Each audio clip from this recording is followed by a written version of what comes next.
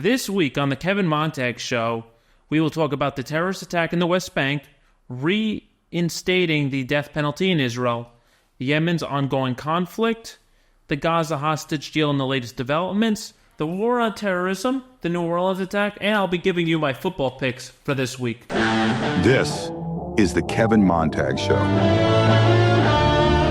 Welcome to the Kevin Montag Show, where I catch you up on the latest Israel-U.S. news, explore what's next, and demand a better tomorrow. No topic is off limits, so don't expect this to be anything like Grandma's bingo night. Last week, my kids were off for Hanukkah break, so we decided to go to the zoo in Yerushalayim. So, at the zoo, we're walking around.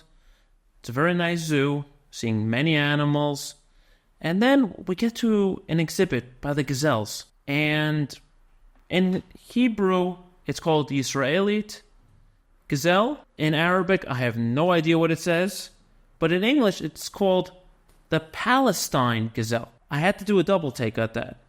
The Palestine gazelle. So I talked about it with a couple of people during the Ottoman Empire, the British Empire. This is what the animals were called. In Hebrew, it's called the Israelite gazelle. In English, it should also be called the Israel gazelle. What do you think? Leave me a comment. Yesterday, on the 6th of January, there was a terrorist attack in the West Bank. The terrorists killed 3 people, a police officer and 2 older ladies. The police officer was on his way to work, and the ladies were just going for a drive. This terrorist, after laying an ambush, fled back into the West Bank. What do you think? The terrorist is going to wait around for police to show up? No, they're cowards. They run right back into their village where they came from, and they wait for another opportunity. This has to stop. We need to start setting up checkpoints on every road. This is the Kevin Montag Show. The death penalty. Why it's so important. The last time Israel used the death penalty was on Adolf Eichmann back in the 1950s. Now there is a growing call to start using the death penalty again. And I completely 100% support it. Just last week, the Biden administration finalized a deal with the Al-Qaeda leaders in Guantanamo Bay that they would serve life in prison as opposed to getting the death penalty. Terrorists fear the death penalty. They don't fear life in prison. A couple years ago, Ynet listed benefits of the Palestinian prisoners. No wonder there's no fear. Okay, let's go to jail. Life is better in jail. They're getting meals provided to them. They get television access. They have gym access. They have stationary bikes. They also have health care. Life sounds good, right? Sounds more like summer camp and living in a hotel than actual jail. There's a reason why they don't mind going to jail. For some of them, they are living in better conditions in jail than they were living at home.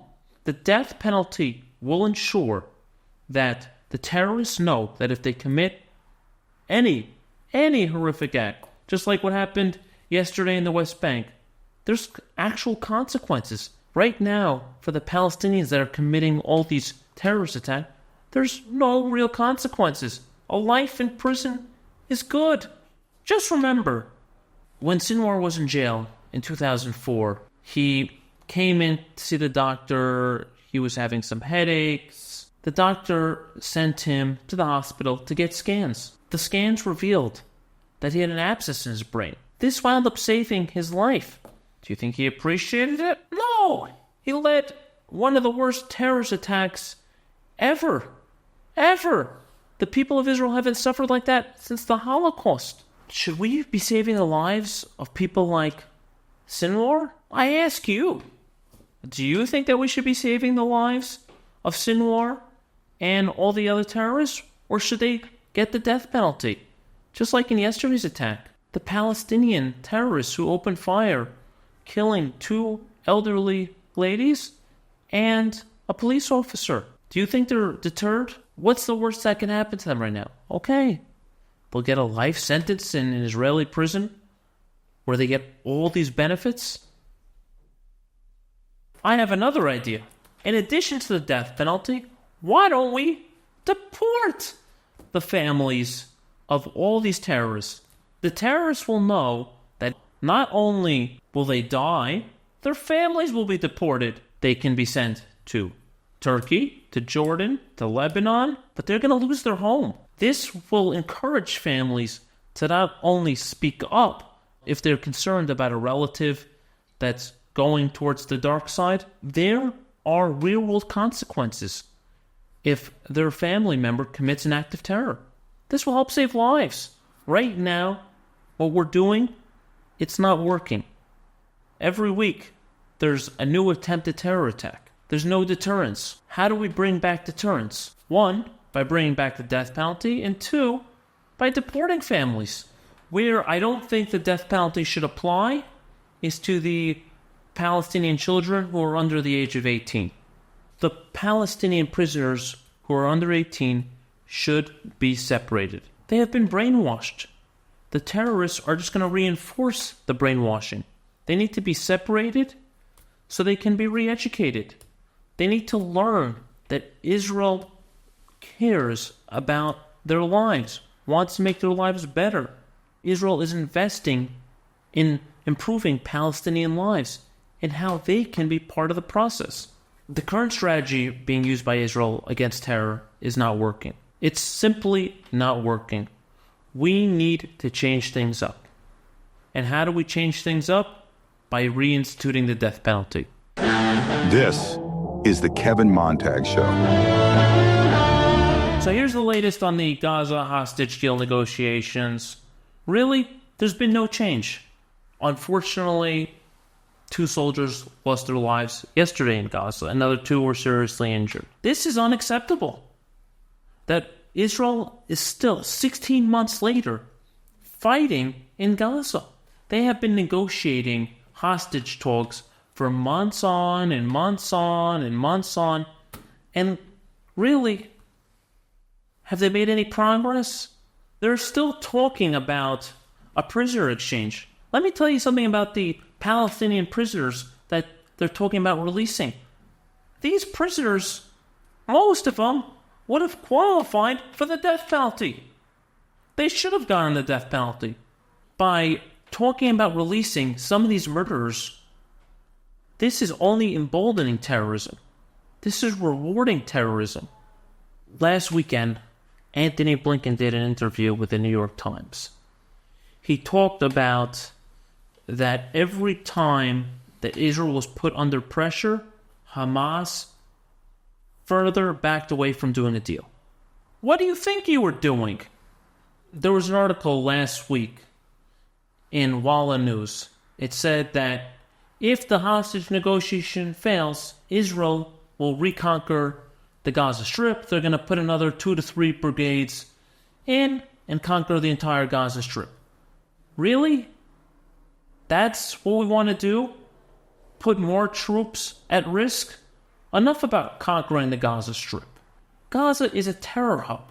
All they learned in Gaza is how to commit terrorism. If it were up to me, I'd pull all our troops out of Gaza, impose a complete blockade on Gaza. As I said last week, not one sack of flour should be allowed in until our hostages are released. The hostage families are suffering. Just in the last few days, Hamas released a propaganda video of hostage Liri al-Bag. The family decided not to release the video because it's just pure Hamas propaganda. She's suffering. She's 19 years old and she's been a hostage for over 450 days. When can we, as a society, say, enough already? Release the hostages. It needs to be a unified call for the hostages to be released.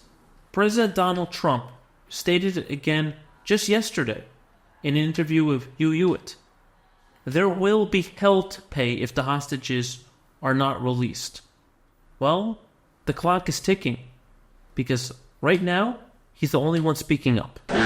This is the Kevin Montag Show. Terrorism can take place anywhere in the world. Unfortunately, Israel has received their fair share of terrorist activity, but last week the United States got hit by a terrorist attack. We were talking earlier about the terrorist attack in the West Bank. Well, last week there was a terrorist attack in New Orleans. Terrorism can take place anywhere in the world. Let me tell you something about this New Orleans attack that really stood out to me. When they had the first press conference, the mayor of New Orleans refers to the attack as a terrorist attack. The FBI special agent in charge said this was not a terrorist attack. What? It was later clarified that it was a terrorist attack, but this is your first thought that it wasn't a terrorist attack? There is something wrong here. My first question is, nobody in his family, neighbors, saw his change, his radicalization, his social media posts? Nobody reported it? The FBI should be investigating radical Islamic terrorism, not fake white supremacy that our outgoing president claims is the number one threat to America. The media must do a better job of reporting on this terrorism. The media has been in the pocket of Joe Biden for so many years.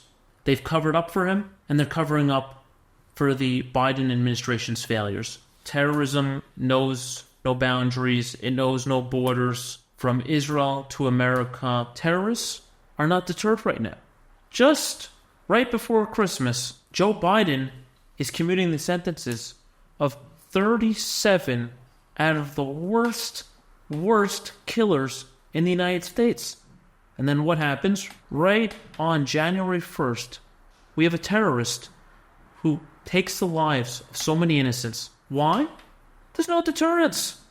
Terrorists do not fear the consequences of their actions right now. This is the Kevin Montag Show. To close out the show, I'm going to give you my football picks in Wild Card Weekend. You have the Los Angeles Chargers, who finished the season at 11-6, taking on the Houston Texans. The Houston Texans limped into the playoffs. I'm going with the Chargers and their new coach, Jim Harbaugh. In the later game on Saturday night, you have the Baltimore Ravens against the Pittsburgh Steelers. I'm looking for Baltimore to take this game handily. I expect a big performance out of Lamar Jackson. On Sunday afternoon, you have the Buffalo Bills against the Denver Broncos. I'm expecting Josh Allen to show up big time and for Buffalo to make it all the way to the Super Bowl. In the later game on Sunday, you have the Eagles against the Packers. I'm expecting a close matchup, and I expect the Eagles to win with Saquon Barkley having a big game. In the last game on Sunday, the Washington Commanders against the Tampa Bay Buccaneers. I'm expecting the Commanders to win. I expect Jaden Daniels to outperform Baker Mayfield. Tampa Bay has a lot of injuries right now, and I expect the injuries to finally catch up to them. On Monday night, you have the Vikings versus the Rams. I'm expecting the Rams to take the game. Big performance by Matthew Stafford and Sam Darnold to choke. Thanks for tuning in. What do you think? Comment below. Don't forget to subscribe. Send me your questions. I'll be happy to answer them. And a big thank you to my producer, Shimshon Seligson. Thanks for joining me. I'm Kevin Montag, and this is the Kevin Montag Show. This has been the Kevin Montag Show.